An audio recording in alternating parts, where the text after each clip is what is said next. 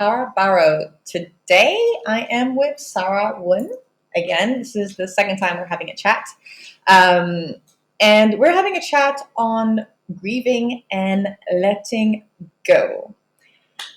Yeah, there's a lot going on at the moment. And so we've had a couple of conversations that kept coming up. And I was like, would you love to come on a podcast and episode and share more about it? So that's what we're going to talk about today. And if you like what you're hearing, make sure to subscribe to wherever you're listening, whether it's on YouTube or on your podcast platform. And if you'd like to know more about what I do and the coaching, you can head to Tarabarot, TARABAROT.com. Thanks. Just to preamp a little bit how this gathering came to be. It's been a couple of weeks now, come back from Canada where there was an incident and it was a whole sort of grieving process. And I've been letting go also of something. Actually, as we're recording this, we are June 25th, 2022. So when this episode is going to be out, I'm going to have already moved. But I haven't done that yet. And by the way, if you can hear any paws going around, there's dogs walking around. Yeah, that's normal. It's not, yes. You're not hearing things. There are animals around. And we're just talking with Sarah and just how learning how to feel and being okay with that and not being told not to show it. Yeah. If you want to go on that. And well, do you want to, however comfortable you are, to share a little about on how you were feeling before, during, when you went away, and however much you feel like sharing? Okay. Well, I mean, I went home because of a loss, and so there was like that kind of typical grief, but when I was thinking about, and we talked about this before, like grief and loss, it doesn't just have to be, about, like, for example, a death. It can also be, the loss of, for me, it was, going, well, for one, what is home, right? When I say going home to Canada, I mean, here is home now in Hong Kong, but leaving Canada and having kind of like saying goodbye for the 4,000th time, and it just felt so much stronger because of the pandemic, and I hadn't been home in a while, and because of the nature of my visit, right? So saying goodbye and having that, like, I would call it a very like mild but a certain kind of grief about like leaving my family again, and then coming back to a place that is home in some respect. But even in terms of like going home for the, for the funeral, it was, the death happened while I was overseas. And so I had my own way of grieving, like by myself. And at first I was like, this is so terrible. I want to be with my family. I want to hug people. But actually it worked out really nice that I was able to have kind of my own grieving period and able to kind of like sit with my feelings and do what I need to do. Because oftentimes, and we've talked about this, people grieve in such different ways. And a lot of times it's like, I felt maybe judged for the way I grieve or the way I interpret loss or whatever. So it was nice just to do my own thing and not have anyone be like, oh, you're doing it wrong. That way, when I went home, I was able to like be the shoulder to cry on, or like I was mentally in a much better place to be able to deal with my own grief and the grief of others, right? Because I'd like to consider, well, I feel like within my family, I'm one of the people, like I make people laugh, I make people smile, I'm the one to like make you feel better. And that was a lot of pressure on me because, well, I'm allowed to grieve as well. If I'm not feeling good that day, if I'm experiencing, a negative feeling, then I should be allowed to feel that emotion. I shouldn't have to be on all the time. And I think that's kind of hard. But yeah. Yeah. It's, and the way that you're saying it, like you had the moment before when it happened, away, and then on location for the memorial service. It was like a process, sort of different moments, different experience to go through. Yeah, and there's two ways of seeing it, right? You can, I felt like I was grieving. He's digging. He's digging on the floor. And it's just going to keep happening. Anyway, there's two ways of looking at it. You can think like, okay, I'm grieving multiple times, which is exhausting. It's like, oh, I have to go through this again, like go through a loss again. Which at times I felt that way, but then at other times I was like, yes, I'm going through it again, but it's the same way as if you relive like an old memory or something like that, where it sucks, but because you've dealt with grief in a certain way or already kind of cried over it or whatever, it gets easier every time. It's kind of like when you talk about something that's hard to talk about. The more you talk about it, the easier it gets. That's how I feel. It feels like, just not from your experience, but having done this in the past for other things, it's like you're remembering the good times, but also remembering that they're no longer there. So it's a mixture of feelings where it's like, oh, these are the good times, but they're not going to happen again. Yeah. So, that's how it felt. I can't talk for you. So it's just like, yeah. Yeah, and I'm glad you brought that up because there's two ways of thinking about it. It's like, oh, there were good times and they're never going to happen again. Or, oh, there were good times and I'm so grateful for those memories, right? Yeah. Which we talked about, just kind of like flipping the switch of just, I'm gracious and grateful that I was able to have these experiences with this person and, that kind of thing. Just making it more about remembering and celebrating instead of, loss. Because when you think of loss, it's like, I've lost something permanently. And it's like, word choice matters, right? Yeah, and when you said loss, and because I'm in the process of letting go, I don't think loss has a negative connotation in sort of how we use it, but I don't see it as all negative. I'm enjoying this. Because it's however you want to react to it. Yes, there is a sad part of it because, like I said, it's not going to happen again. But then again, and that's sort of on the letting go aspect of it, where I've realized I've been in Hong Kong for 25 years. I've linked my identity to Hong Kong. For a very long time, I couldn't really get... People ask me where I'm from. I've got a French passport, went to the French school in Hong Kong. First language is French. People see me, they go, no, you're not French. And then I go, I'm from Hong Kong, and they go, no, you're not from Hong Kong because I'm white and freckly. So I linked my identity with Hong Kong. Been here 25 years, and I'm leaving for a minimum of 6 months.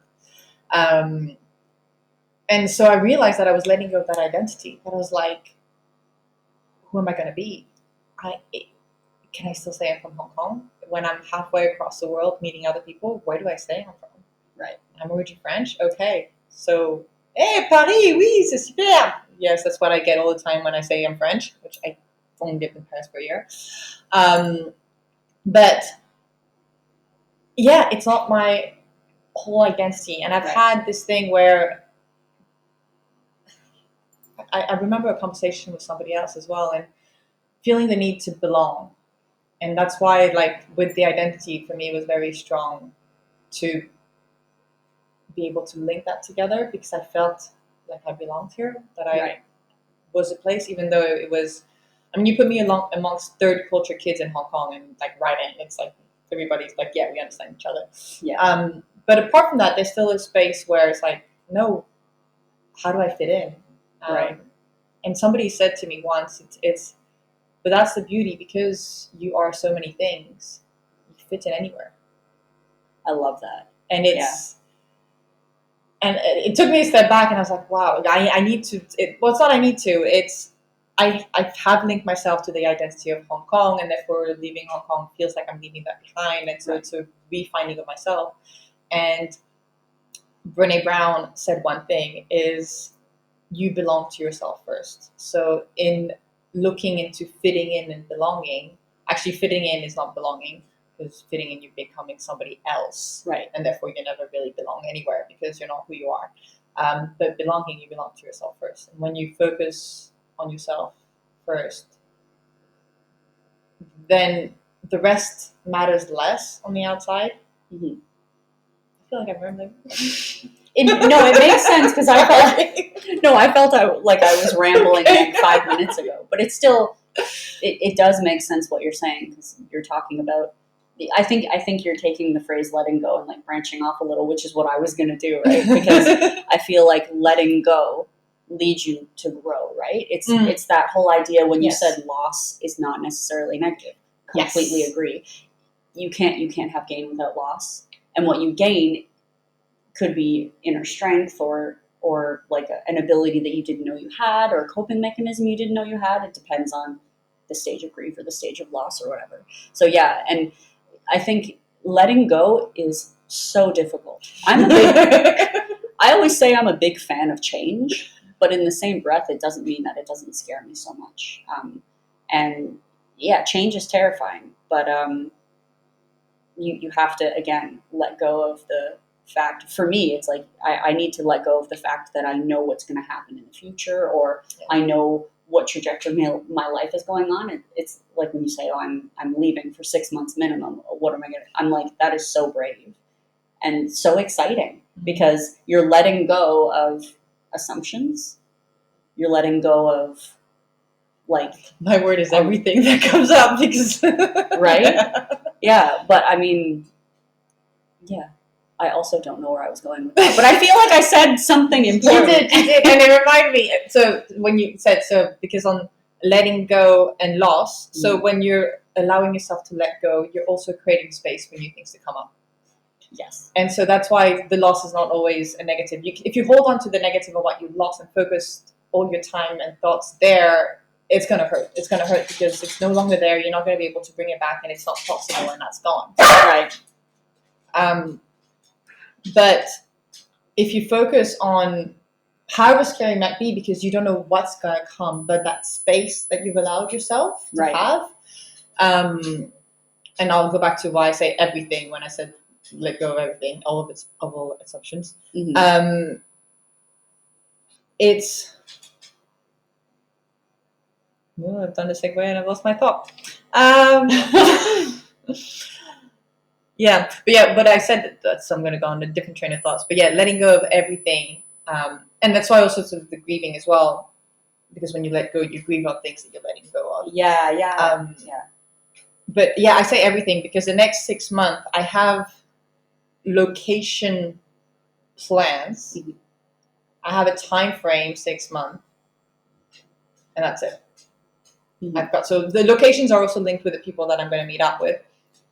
But that's it. Mm-hmm. I have a couple of things that, yes, I'm going to still sort of do this, do that behind the work. So the podcast is one of them, and the coaching is another one. But how it's going to look like, the structure, what exactly, I have no clue. Yeah. And I am purposely leaving that space open and not adding anything else and letting go of everything so that opportunities can arise. And I have no clue, zero clue what can arise. But that excites me because at the same time, I'm like, okay, bring it on. Like, yeah, exactly. Like, yeah. Because you don't know, and in not knowing, it's, to me, when I think about that, I feel like we're quite similar though in terms of like change, and like having a little bit of fear is very exciting, and a little bit of potentially discomfort because, oh, I don't know what's going to happen, but whatever happens, I'm open to it, and it's that opening, right? And when you let go of things, you're leaving space to be more open for things that would not be there because you're holding on to something, or you're, for me, I think like holding back, right? You're holding back from something that could potentially come forward. You're still holding on to something while you're trying to reach something else, but you can't leap because it's still that's holding you back. Yeah, exactly. And whether it's, I was saying, like, get out of your own way. Yeah. I've heard that so many times. Yeah. But that's what it is, right? It's you not allowing yourself to let go because you don't want to. Grieving is hard, and anytime when you're sort of letting go of something, it's not coming back. You've linked it to yourself in one way. You've linked it to your identity, to who you are, to your self-worth. Right. And so letting that go means letting that self-worth go in a way. And so you need to find out and that's why, again, hopping from one thing to another, when you belong to yourself, you don't need to link to external things. So it's easier to move from one thing to another by just knowing who you are without having to over-attach yourself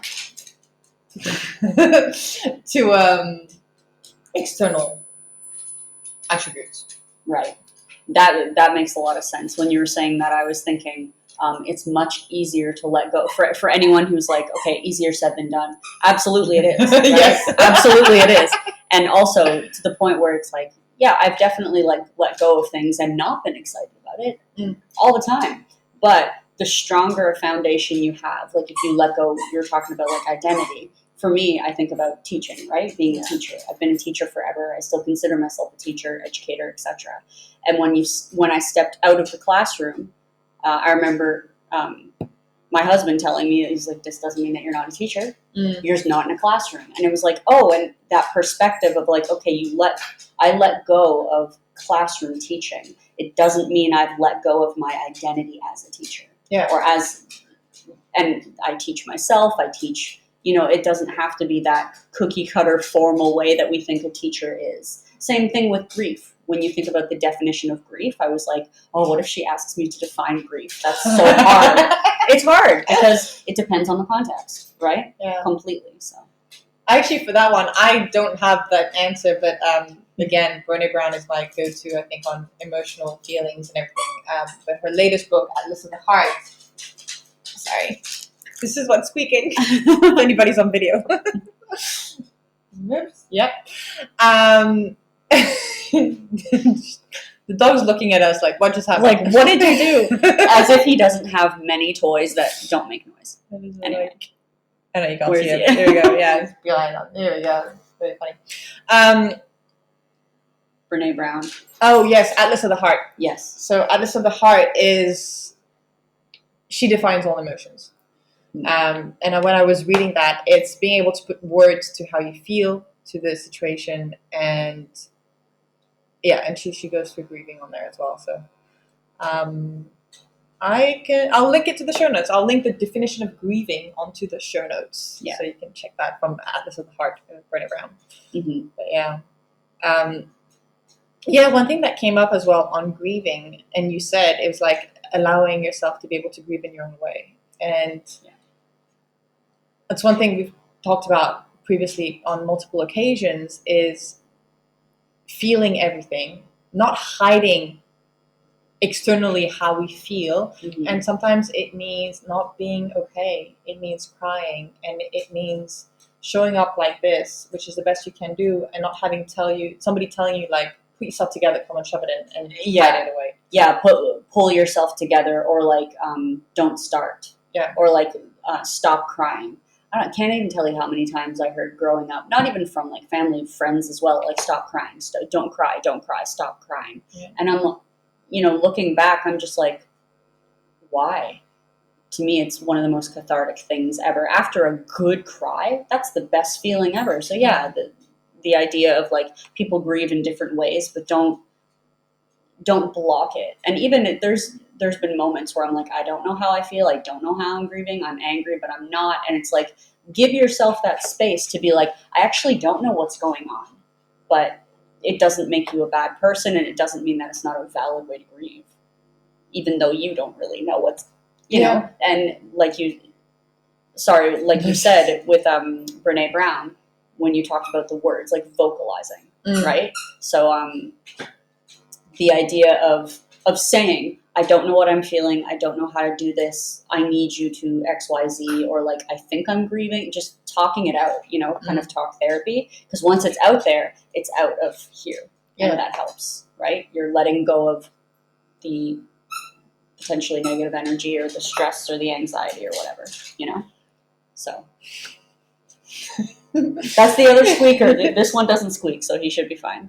There you go. That's what's video. Anybody who's listening on podcast can see it there. And the word that kept coming up when you were talking about this was allowing yourself to feel whatever it comes up. You don't need to define it. You don't need to be able to explain it. Yes. But just allow yourself to be in that moment and feel those emotions. And like you said, when you allow that to come out, then you're processing them. in your own way. And I keep saying this, but the last 2 years for me, I've learned how to feel. Because before it was like, put it away and keep going. And that's what I did. And people would look at me, it's like, how'd you do it? And I just keep going. And I never felt anything. And I think we did chat. Sorry, you guys are listening to this for the first time on the podcast. Sarah and I have had many conversations. And we've talked about this before, and that's what we're sharing here. But crap. Sorry. I was like, let me remember what she was. Yeah. What was it? Learning how to feel. Oh, pushing it. How do you push it down? You're like, I don't know. I just do. You just keep going and going. I don't know. It'll come back to me.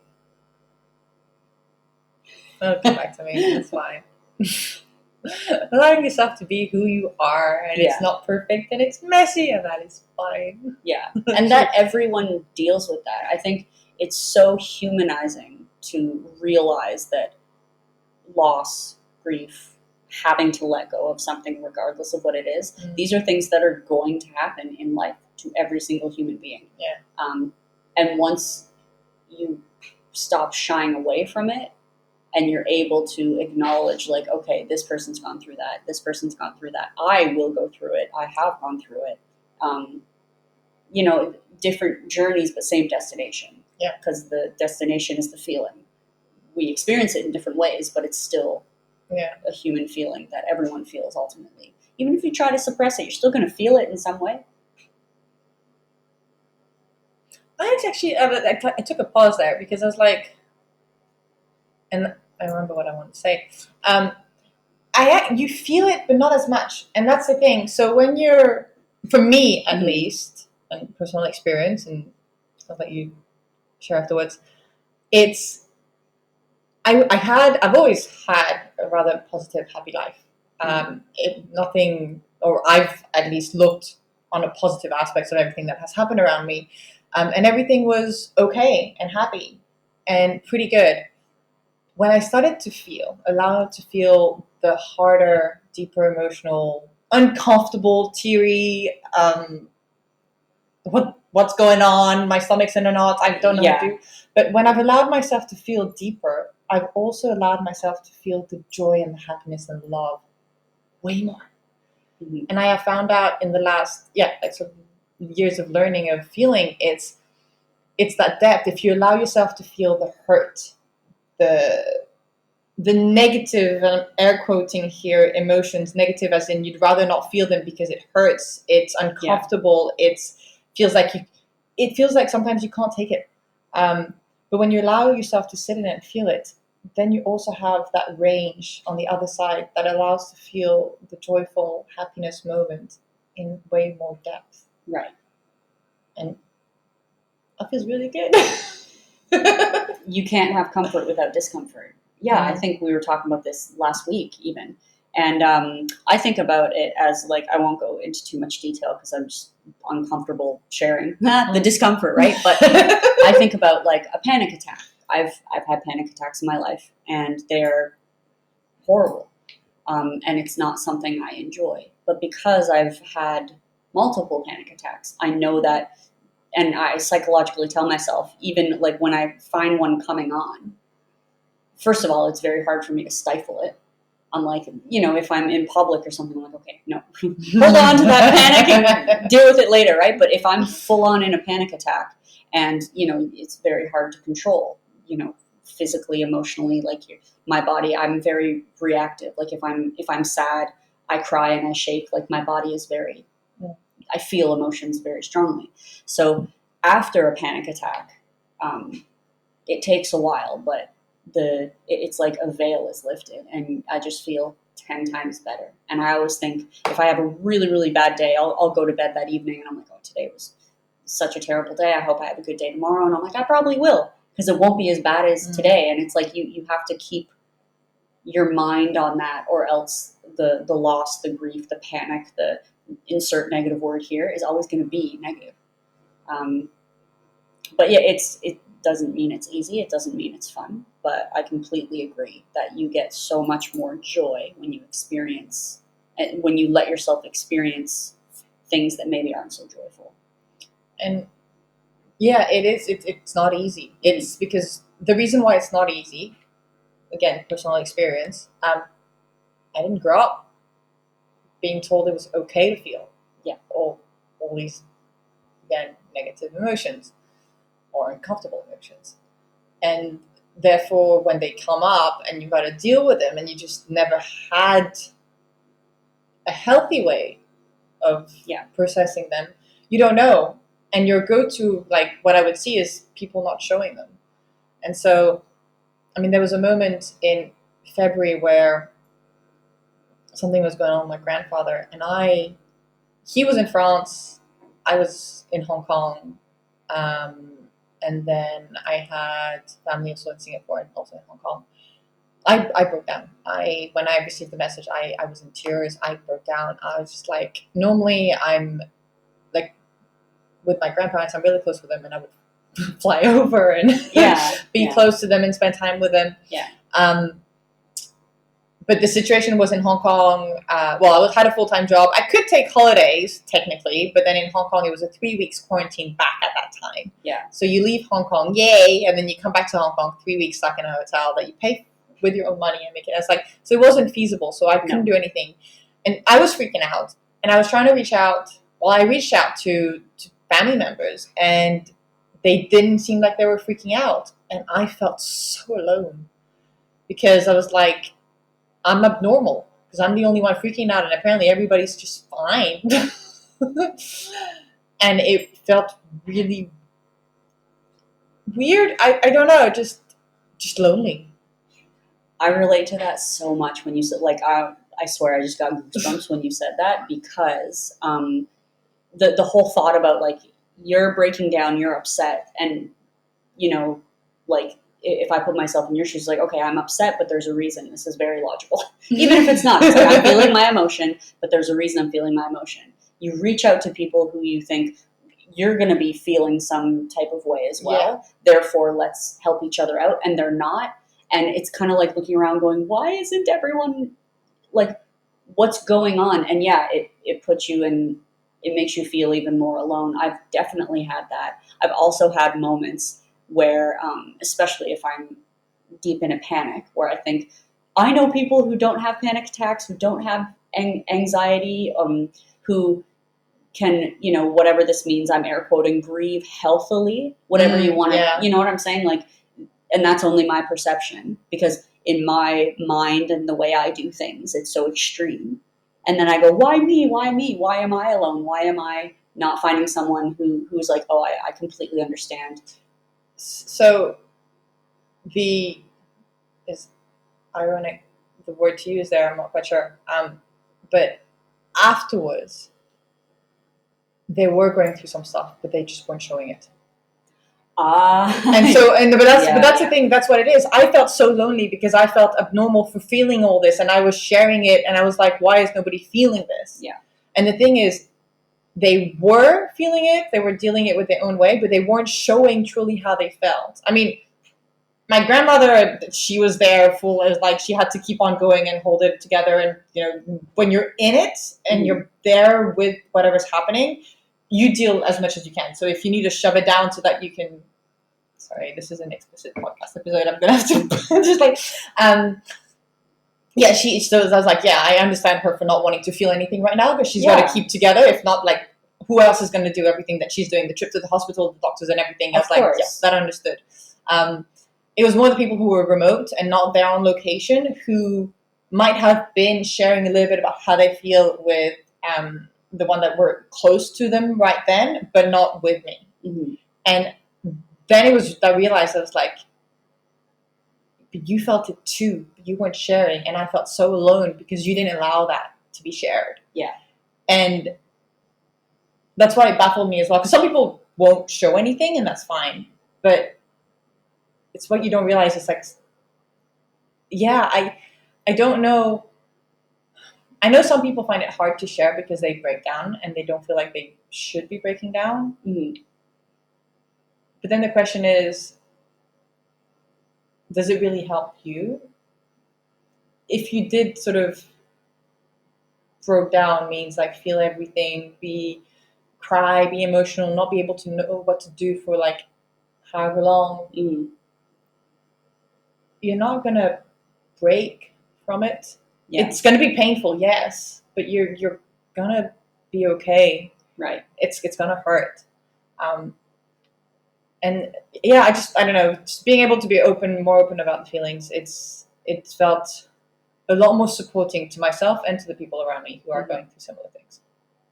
It's so funny that you say it's like, oh, I feel so alone, but you're not, and you weren't the whole time. It's just, again, I think you said this near the very beginning. You said, get out of your own way, right? And that's how I feel sometimes about loss and grief. I get in my own head, and I think, well, my loss isn't as big as this loss or this loss is, and that's not fair. That's just not fair. Loss is loss. Letting go is letting go. If someone's letting go of something, and like, you know, for example, like if a friend is reaching out to me going, oh goodness, this is so hard, I'm having this kind of change, and in my mind I'm like, oh, that doesn't sound so bad. I'm not going to say that to them. It's like, well, I'm proud of you. Good for you. That's like, I'm here to listen to it. You don't know also the whole story. Completely. Right? You don't know how they go through things. And that's also being able to put yourself in other people's shoes completely and understand like, what's the past? What are they going through right now? What's going on? Why are those emotions there? There's so much more that we aren't aware in other people's stories that, yeah, just dismissing it of like, oh, it's nothing. Like, it's right now for them, it's not. Yeah, maybe for you it's nothing. Yeah. But that's not what's going on in your reality. And they're feeling those feelings, and those feelings are valid because they're there. And that's one of the hardest things. I mean, as humans, like, I'd like to think that we're all compassionate. I consider myself a pretty compassionate person, but there's still moments where, you know, I'm like, oh, that doesn't seem so bad. We're only human, but that's not right. Okay, it doesn't seem so bad, but it could be the worst for that person. I'm smiling because this is going philosophical in my head, but it's every time we hear, and that's also one thing that's on the sort of, it's come up a lot, but when somebody tells you something that's going on into their lives, your first reactions tends to be you putting yourself in their life with your current emotions, feelings, and everything you've gone. So you're actually completely distancing yourself from what they're telling you, and you're not dismissing, but it's kind of a dismissal because you're taking it out from your perspective, your knowledge, no experience point of view, instead of putting yourself in their shoes. And so with me doing my whole trip for the next 6 months, people are like, oh my gosh, I could never do this. And I'm like, well, you don't function how I function. Yeah, exactly. You don't see life how I see life. You haven't had the experience that I've had. You haven't had the proof, the belief, the support, the everything that you've seen that I have. So of course you can't understand it. Right. I'm not expecting you to understand it at all. Like I don't understand what you're doing all the time anyways. I don't comprehend why you make certain choices. I like, and I'm not trying to. That's completely fine. This is you, that's how you're doing, and that's okay. Let me do me. Right. Yeah. You're like, I don't understand you. You don't understand. And fundamentally, I mean, I think there's a level of understanding that we all have in terms of like, yeah, like if I see someone crying, it's like, okay, you're sad. I've been there. So there's that human, like, understanding. It just, all I think about is the pandemic and just how like everyone is suffering even a little bit, like everyone around the world. And we all have that understanding, that compassionate, that whatever. Yeah. But in the same breath, no one is ever going to be able to understand anyone, like as much as they're going to understand themselves. And therefore, get out of your own way. Right? It's like, I keep coming back to when you said like, get out of your own way. I'm like, I think I am the most capable person of getting out of my own way because I understand myself. Right. And I hope that makes sense. I feel like that was like a nugget of wisdom, but it may have not been. I'm not sure. I don't know. You can tell us. Yeah, exactly. Comment below. Yeah, exactly. She has no idea what she's talking about. And that's fine. But it's, yeah. I want to say also something on the understanding part. It's, I mean, this is like with years of life. But I just at the beginning, it's like I felt like I needed to be able to understand somebody else's reasoning to try to like I can what I can do now is I can see how they're processing things. Mm-hmm. Doesn't mean I understand or agree with it by any means, but I can see how they function, and then I just like, okay, this is how they function. I don't have to like it. I don't have to disagree with it. I just like, yeah. And when I say understanding, I guess it's also a level of like, I can put myself in your shoes a little bit. Yeah. And that's I think that's how I've been using understanding. It's like when I say I don't understand, it's like if I put myself in your shoes, I don't see why you're doing this. But you don't need to. You don't need to be able to do that. Just like this is how the other person works, and that's okay. And the fact that you won't understand is not an issue. It's okay. You don't need to understand everything around you. You just need to accept them for who they are and accept how they function. Right. And let go of the fact that you're never going to be fully aware or fully understand or whatever. I feel like a lot of people are so obsessed with, I shouldn't say a lot of people. I'm a little, most slash me. Sorry, you are. I like love understanding people. I'm like, okay, help me understand you, kind of thing. And it's like, we want the knowledge. We want to know. Yeah. But that's another, I think good thing to be aware of is to let go of the fact that you will never know everything, and that is perfectly okay. And because I'm like I want to know this, but it's like, okay, you know what? Some things I just will never fathom because I don't have that experience or whatever, and sometimes it's a good thing. So I think the one word that came to mind is curiosity. I mean, the one tool is if you want sort of a solution to not knowing and being okay with it, it's just stay curious. You don't need to know. Just ask curious question and don't need to have like the answer you're expecting to have. Just like, right, what makes you think like that? Why are you doing this? And don't. It's not to have a right or wrong answer. It's just stay curious. Yeah, that's a really good point. Stay curious and open. Yeah, because it's one thing to be curious, but there's another thing where if you're assuming an answer or like, oh, I'm curious, but I want you to say what I think you're going to say. Yeah, I wouldn't really call that curiosity. I guess it doesn't match the definition. I just like pre-assumption of something. I guess curiosity is openness, really. So, never mind. I retract my statement. I think it's a valid point. It's just if true curiosity is you're not particularly expecting anything out of it. Yeah. Yes. Yeah. That's how I feel. No expectation. Yeah. Just curious. Yeah. But yeah. That was good. Yeah. I'm trying to and I've gone through quite a few different topics there. I always feel like, especially a topic as broad as like letting go or grief, and when I think about it, I automatically think of definition, and then it branches out, and I think, ooh, I could talk about this. Ooh, I could talk about this. But it's like, just see what flows naturally, especially like when you say something, and then I like resonate with something that you say, just bounce it off each other. But it went on a bit of a tangent, but it came back. I think everything was. Oh yeah, I'm not. It always does, anyways, and it's like conversations. I'm happy with it. It's just like trying to think.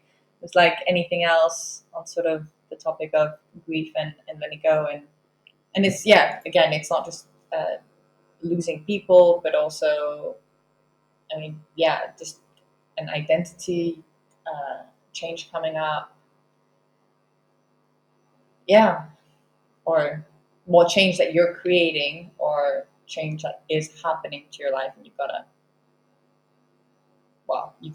don't really have to, but it's better if you jump on the change rather than hold on and not want to have the change when it's right. Yeah. Or the change that perhaps is out of your control, but it's still going to happen. And I think that's word choice there is really important. Like instead of saying I have no control, say it's out of my control. Like there's such a big difference to me, right? Yeah, there is. Just pauses like, yes. Mm-hmm.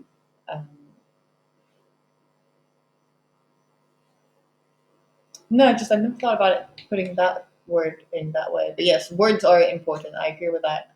That's actually good. It would. I am putting it on me again. I have no control doesn't scare me. Interesting. That's why when you said it, I was like, I like it, and I was just like, it's only recently though. Yeah, it's a recent thing. It's like in a year or so, because in the past I didn't realize it, but I would need to have control of things, and I would need to make everything happen. Right. But yeah, that's why I paused a little bit in that, and I'm like, just let that sit in, and that I have no control. I mean, there are things that I don't control, but yeah, so you can externalize it to sort of make it easy to sort of accept it, like right, it's out of my control. Yeah, but yeah, I don't. It's interesting, right? Because even when you said that, I was like, wow, I can't believe that doesn't scare you. But then I thought about it, and I'm like, well, in certain contexts, it wouldn't scare me either. You know, like if I'm at with a bunch of friends, and they're like, oh, what do you want for dinner? And I go, I have no control. Like, someone pick it for me. You know, it's the easier option. I know that's kind of a dumb example. No, but you're choosing to give it up. That's what it is. Relinquishing control. But it's, I mean, in the example you give, you do have control because you can have your say, and you choose not to say. You abstain yourself from saying anything. So it's not the best example. As I was saying it, I'm like, this does not work. But yeah.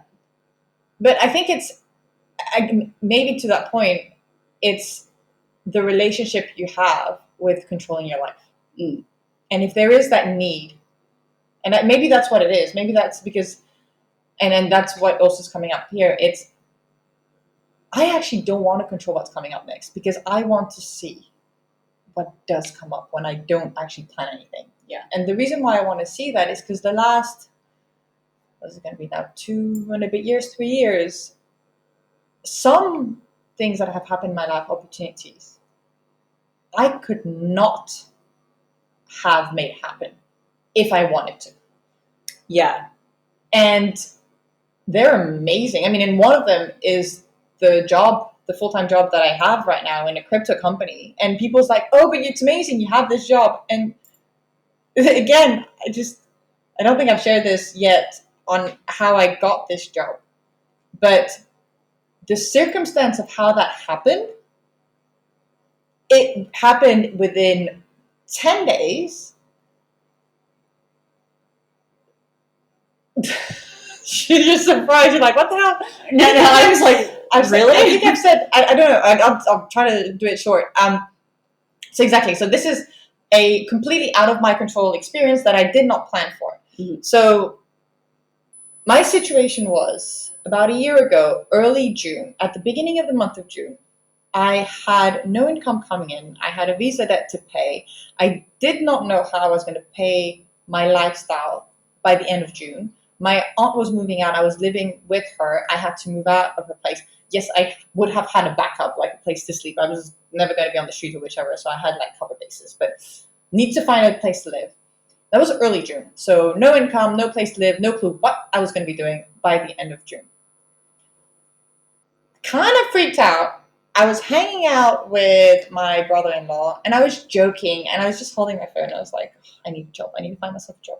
My phone rings, buzzes, and in a WhatsApp chat, it's not the job I got, but in a WhatsApp chat, a friend sends, a small group chat. She goes, oh, by the way, I'm in contact with so-and-so. They're looking for hiring this type of position. Any of you would be interested? And I looked at it. I was like, I'd be interested. It was on digital marketing, branding, and things like that.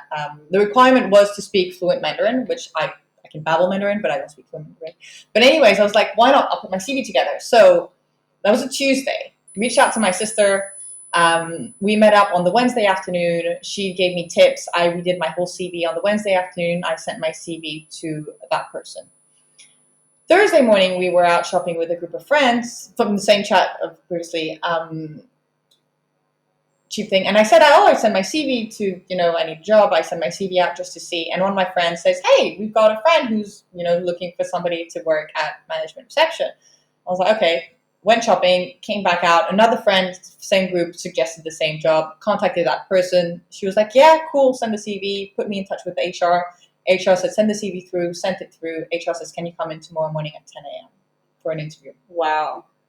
And the funny thing is, I had nothing to wear but the clothes I bought that morning with my friends. So I put the clothes from the Thursday morning for the interview on Friday morning. Did the interview on Friday morning, got the job. They'd been looking for somebody for a couple of months. That happened. So from me going, I need a job, from prepping my CV for another job, to having my CV prepped, ready to send to HR on the afternoon, having to look like everything. I was like, I could not have planned this. Yeah, exactly. It's to this day, and how I'm saying it right now, I'm like, what? I just like, wow. And people's like, yeah, but you work hard, you did this, you got this job. I was like, but I did not. Even like, I use manifestation a lot. I did not manifest a job like this. Yeah. It's like, people's like, how'd you get to work in crypto? Luck. Well, creating your own luck, whichever. Yeah. But anyway, so it wasn't something that I was planning. I did not control it. I did not plan it. I did not make happen. It was, I just took action. Something came up. The opportunity did. I was there. I had the things, one action after the other, and it happened. Like, it's crazy. It's crazy cool, right? Like, that's super cool to me. But think about what you would have, or like how life would have changed if someone was like, oh, by the way, if you're interested, and you were like, oh, well, no, because I planned something else. There it is. Yeah. Oh, I had planned something else. Yeah. I'm controlling whatever. Yeah. Whereas you were open and you're like, oh yeah, opportunity, cool. Yeah. Like, let's give it a shot. I mean, I'm sure you went to, I don't know how your frame of mind was when you went into that interview, but I found, for me, with certain opportunities where I'm just kind of like, I call it like floating down the river, like just kind of letting things happen. If I walk in with zero expectations and just like have fun with it and chalk it up to another life experience, usually it works out in my favor. I'm thinking of like acting, right? Where I've gotten certain opportunities that I'm like, what? Like, that's great. But it's because I have such a like, let's see where this goes. And like, I enjoy the interview experience. I enjoy the audition experience. For me, sometimes it's not even about the destination. It's just about having that like experience of like, oh, this was a cool interview. I've had plenty of job interviews where I had no prayer of getting the job, in my mind anyway. And I don't get the job, but the interview was so informative and so important. Right? But that's anything. That's so cool. It's just like, what a whirlwind. But even the interview, when I just heard about the job, it's a 9 to 6 p.m. job. It's an office job. It's linked to the office hours. So that meant that I had the evenings free, so I could still do all my activities that I wanted to. I had my weekends to myself. It's something that I was very conscious of. Like, yes, I want an income, but I still want to do all the things that I do. And it all fitted in. There's zero resistance. Everything happened. Yeah, it's just... Every time I talk about it, I'm like, I don't know how it happened. It just did. It's just, like you said, luck, right? But I think it's creating. It was also like, I was in the space. The only thing that I say is that I was manifesting, and that's on a different level, and that's a different perspective as well. Is early April, because I knew I was going to need to move out. Early April, I started saying, there's two friends of mine that I reached out and I say, by the end of May, I'm going to have my own place. This is how much I'm going to be paying, and this is the location I'm going to be in. So I was looking online April and May, and I smiled because the job allowed me to get the flat that I exactly wanted. I knew exactly, and the flat is also another thing. The flat happened in 3-day stops, like from seeing the flat to paying the deposit, sending the keys, and signing the contract. It's 48 hours because it was Saturday morning to Monday morning. And same thing, so like, but yeah, it's being there at the time.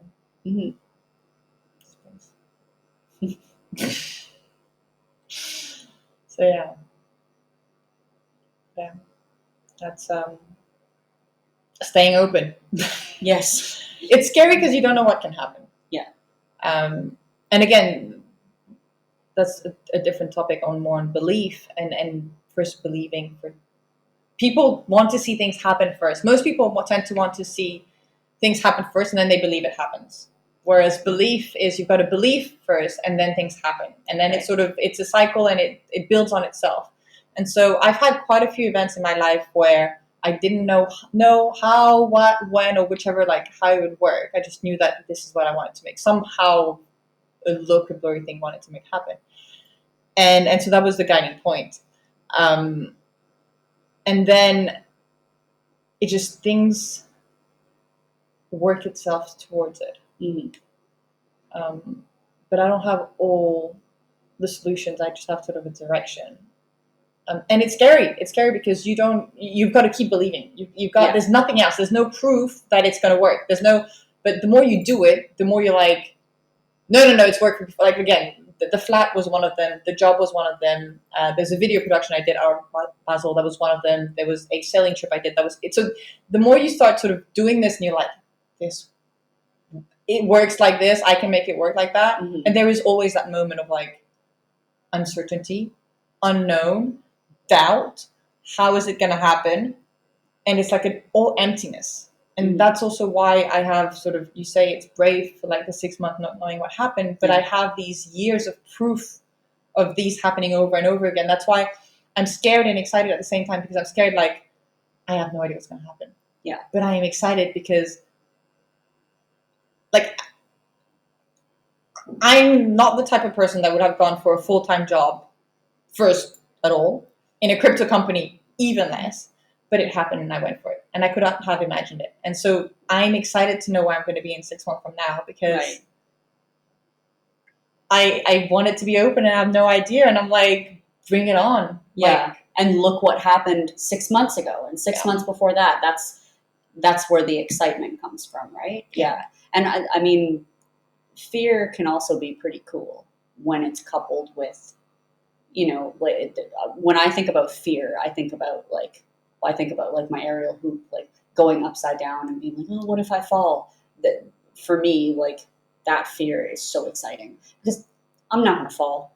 And also there's a mat, there's a mat to catch me. And you think about like the 6 months of like, oh, I have a fear. Like, again, what if you fall? But your mat is like, well, you have a couple of things planned. Like you said, the template. Yeah. You've got the template. You've got a couple things here and there, but ultimately it's very open. I was going to say, with the hoop, do they teach you how to fall? If you do like get close to the mat and things like that and let go, did they teach you that? That's a good question. I do have like there's ways of like getting out of things, and they show you like yeah, exactly. Yeah, so you do have that knowledge, and it was the same thing with like when I played rugby, they teach you how to be contact and fall on the ground. So you have that knowledge, and same thing for the 6 month. I do like have a backup plan, or like if ever it was the worst case scenario and nothing would work out, and I find myself like no money, no place to like there is a sort of like a last resort type of thing that I don't intend of going anywhere near, but I know that there's a safety net in a way. Right. And I think that's kind of, I mean, it's necessary to be able to feel the excitement and the fear at the same time, right? And letting go. And letting go. There we go. So exciting now. Oh, yeah. So exciting. That is. Yeah, so this is a little bit of a longer episode than I planned. But it'd be interested to, what you think. I mean, I always enjoy our conversations together. It's always a pleasure. Yeah. It's, we always have like aha moments, like, oh yes, and oh yes, and I feel like we should be writing this stuff down while you're recording it for posterity. Yeah, right? Here we go. So me too. And like, I can't wait to have more of these conversations, like even during your travels. Like that's going to be really cool. See what happens. Yeah. See what happens. People are so uncomfortable with what I'm doing. I'm putting like warning signs, like you don't need to get it. It's fine. You're not going to get most of it. I know that. I don't want you to get it. Just let me be. I Just don't let me want be. you to. No, but that's what I say. It's like you're not going to get it, and that's completely okay. I'm not trying. I don't want to have to explain to myself. I don't. You won't get it, and I'm okay with that. Just let me be. I'll be fine. I'll be more than fine. I was good. I was just about to say you'll be more than fine, and you know it, and I do too. Which is why this is cool. No, I'm glad we made this happen before you left, because it's a great topic. Yeah. Happy. Thank you. All right. Oh, even my app's telling me I've got to get up. Anyway, so thank you so much for listening to everything. I would love to hear your feedback from you. And you can comment, share, and head to Tarabarot, TARABAROT.com to see more about what I do. Oh, and also I will be updating on my travels on my newsletter. And you can sign up on the newsletter on the website. So it's all there.